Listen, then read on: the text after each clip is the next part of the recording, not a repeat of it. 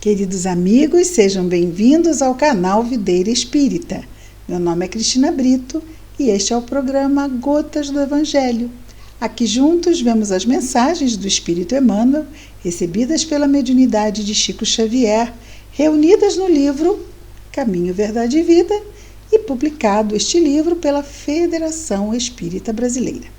Antes de começarmos a mensagem de hoje, pedimos aos amigos que ainda não fizeram, que se inscrevam no canal do YouTube, que possam acionar o sininho, que é apenas no canal do YouTube, não no Facebook, e que possam a cada vídeo dar aquela curtida que nos ajuda muito a aumentar a relevância dos vídeos do canal dentro da plataforma, junto àqueles que procuram o mesmo tipo de conteúdo que o nosso, não é?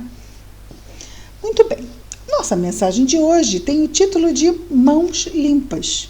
Mas lembrando que não é no sentido físico, não é? Mas sim no sentido espiritual, no sentido moral. Ok? O versículo destacado por Emmanuel está em Atos dos Apóstolos. Atos dos Apóstolos é o primeiro livro do Novo Testamento depois dos evangelhos dos 4 evangelistas. E ele descreve o surgimento de Saulo, que se converte em Paulo de Tarso. Ele descreve ainda os primeiros trabalhos, né, realizados na Casa do Caminho, o trabalho que Pedro, o apóstolo, levava à frente, também com o apóstolo Tiago e também ali na convivência com Paulo, antes de Paulo sair para a sua, vamos dizer assim, a sua jornada, não é? Também ali narrada, mas nesse início que vai nos revelar o que Paulo fazia. Lindíssimo, vamos encontrar isto no capítulo 19, no versículo 11 de Atos dos Apóstolos, falando de Paulo. E Deus realizava pelas mãos de Paulo maravilhas extraordinárias. Então, através das mãos de Paulo, Deus fazia maravilhas extraordinárias. Isso porque os recursos não eram de Paulo, e sim de Deus. Paulo ali se colocava como um instrumento. Emmanuel vai nos comentar o seguinte: que no Novo Testamento, lá no Novo Testamento, não nos diz que Paulo de Tarso fazia maravilhas, mas que Deus operava maravilhas extraordinárias através, ou seja, por intermédio das mãos de Paulo. O Pai fará sempre o mesmo, utilizando todos os filhos que lhe apresentarem mãos limpas. Então, isso não era nenhum privilégio, não é? De Paulo. E vem muitos espíritas, mais convencionalistas que propriamente religiosos, encontraram nessa notícia dos Atos dos Apóstolos uma informação sobre determinados privilégios que teriam sido concedidos ao apóstolo.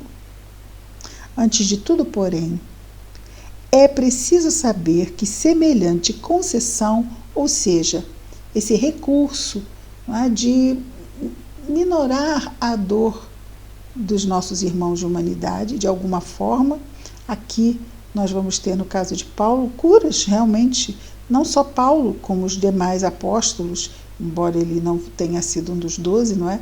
Mas também realizavam ali muitas curas. Então, Emmanuel nos diz que, antes de tudo, de imaginarmos que ele tenha sido algum privilegiado, é preciso, porém, saber que semelhante concessão, então, não é exclusiva de Paulo. A maioria dos crentes prefere fixar o Paulo santificado, como se fosse ali uma graça, né? Uma graça concedida pelo alto, ele ter essa condição. E aí sim, seria um privilégio, não seria por mérito. A maioria dos crentes, então, prefere fixar o Paulo santificado, sem apreciar o trabalhador militante, porque é exatamente essa militância no serviço do bem que dá o quê? As mãos limpas, que Emmanuel aqui se refere. Quanto custou ao apóstolo a limpeza das mãos? Moralmente, não é? Espiritualmente falando. Raros indagam relativamente a isso. Ou seja, às vezes se vê uma pessoa e a gente vê, nossa, mas fulano é tão calmo, fulano é tão pacífico, como se isso tivesse sido assim. Acordou um dia e estava pleno, na calma, na paz, na harmonia, como se isso não tivesse sido resultado de muito trabalho, de muito esforço íntimo. As coisas não vêm por encanto.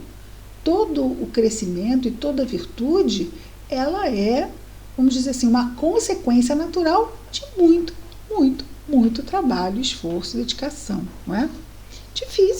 É difícil, porque seguir o Evangelho todos nós sabemos a dificuldade que é, não é?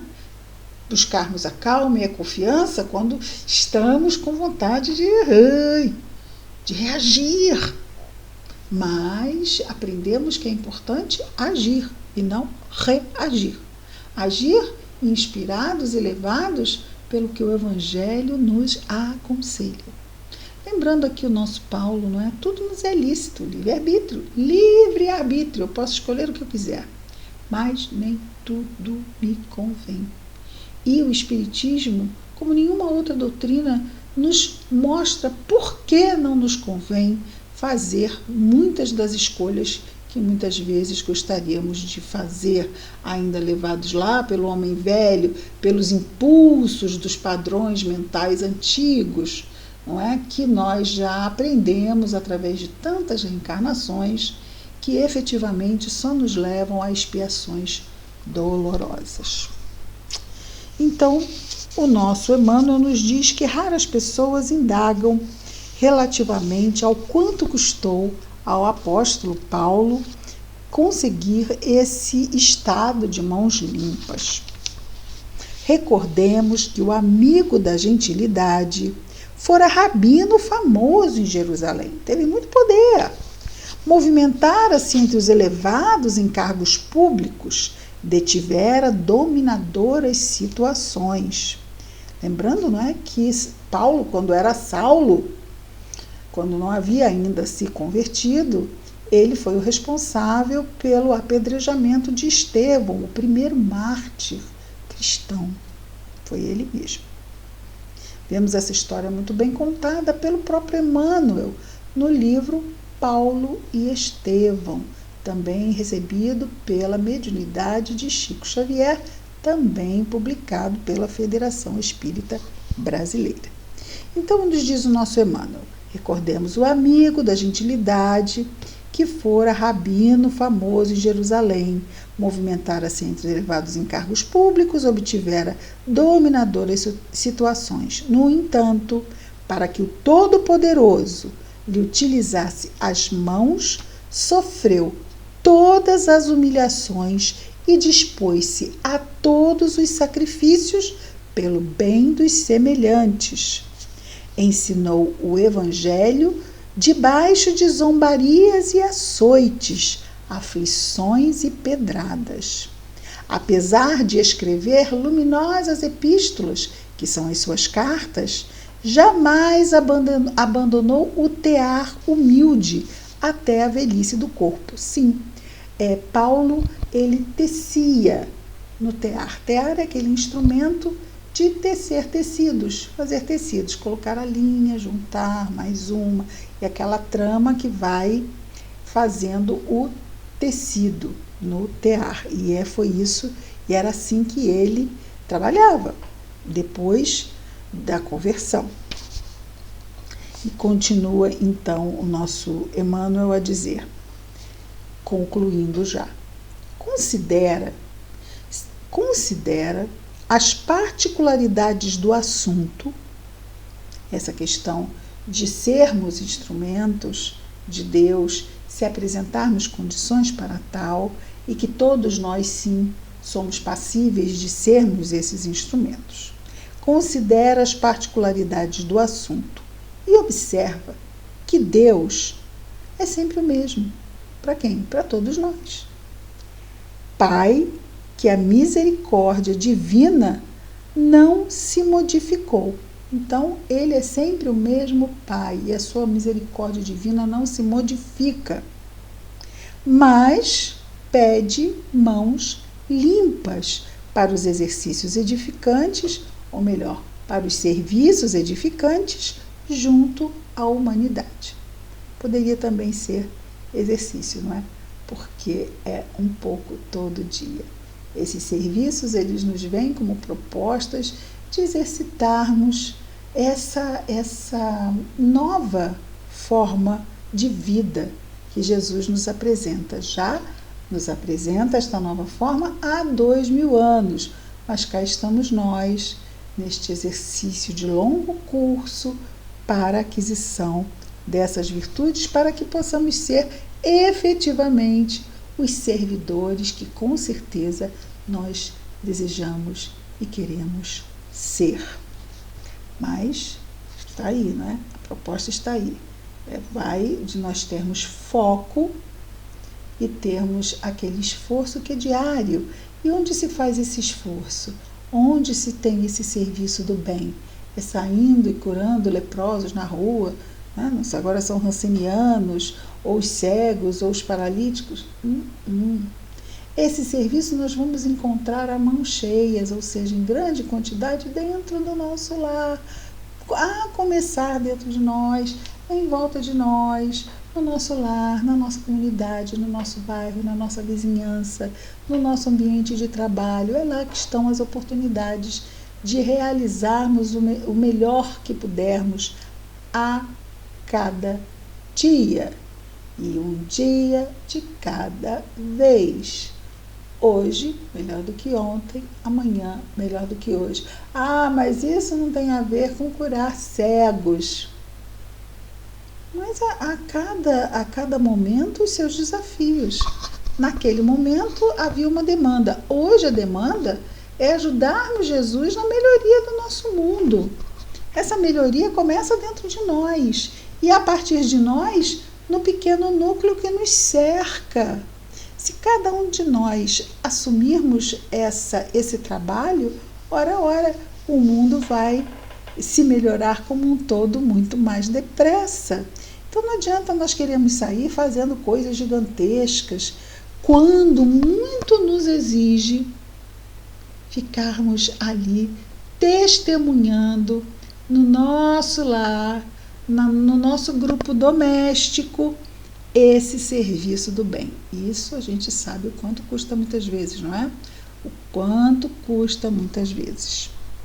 Então, o nosso Emmanuel conclui dizendo assim: tal exigência, ou seja, de nós termos essas mãos limpas para sermos esses intermediários, tal exigência é lógica e necessária, pois o trabalho do Altíssimo deve resplandecer sobre os caminhos humanos, aonde quer que estejam os nossos caminhos, é o que acabamos de dizer. Mas Paulo isso, Paulo aqui, sim, nós não somos Paulo. Paulo está sendo uma referência para nós. Ele deu o melhor dele. E o que Deus quer de nós? Que demos o nosso melhor real, a cada dia. É claro que hoje eu posso mais do que ontem. E se eu me esforçar hoje, amanhã eu vou poder mais do que hoje. E é isso. E vamos melhorando, porque as nossas mãos podem estar muito encardidas pelos erros do passado. Tem umas novazinhas que a gente esfrega, é difícil de sair. Então estamos nesse trabalho de limparmos as nossas mãos. Vai levar tempo. Tem uma manchinha e uma sujeirinha que a gente limpa, daqui a pouco quando a gente vai, enfia na sujeira de novo, lá está a mão suja. Então, são exercícios e a providência divina vai nos oferecendo para que a gente vá melhorando um pouco mais a cada dia. Muito bem? E a cada dia basta o seu mal. Portanto, realmente vamos ter foco no dia de hoje, porque senão vamos começar a ficar ansiosos, e ansiosos daqui a pouco a gente vai perdendo a fé. Vai perdendo a fé, porque vamos ficando cansados. A ansiedade cansa por demais, e eu não quero mais nada daqui a pouco, né? Não, é tanta coisa, estou perturbada já, e como é que vai ser, e quando vai chegar, e quando vai acabar, e quando que eu realizo, e como é que é, e quando... Ixi, é muita pergunta. Eu não tenho resposta, eu só tenho o dia de hoje. Em real, o que eu tenho é o dia de hoje, e é apenas no dia de hoje que eu posso me transformar. É apenas na ação que se realiza a transformação. O dia de ontem já passou, o de hoje, o de amanhã é só uma promessa. O que eu tenho de real é o dia de hoje. Vamos nos vacinar contra a ansiedade. Termos foco no dia de hoje, no aqui e no agora. Vamos orar? Querido Mestre Jesus, obrigado, Senhor, pela oportunidade desta encarnação. Ajuda-nos, Senhor, no nosso trabalho de limparmos nossa mão, de limparmos a nossa mente, de limparmos o nosso coração, de renovarmos as nossas ideias com as ideias que nos trouxeste no Evangelho. Abençoa, Senhor, os nossos propósitos e os nossos esforços. Abençoa ainda o nosso anjo guardião e a nossa ligação com ele, Senhor. Abençoa também os nossos familiares, inclusive aqueles que já estão no mundo espiritual, Senhor. Mas também abençoa todo o nosso irmão de humanidade, principalmente, Senhor, aquele que esteja em sofrimento, aonde quer que se encontre. Que a tua paz, Jesus, nos abençoe e esteja em nós e entre nós, hoje e sempre. Graças a Deus.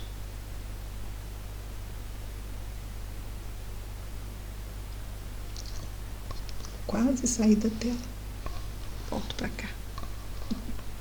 Então é isso, queridos amigos. Amanhã estaremos juntos mais uma vez com o programa Gotas do Evangelho. Muita paz a todos.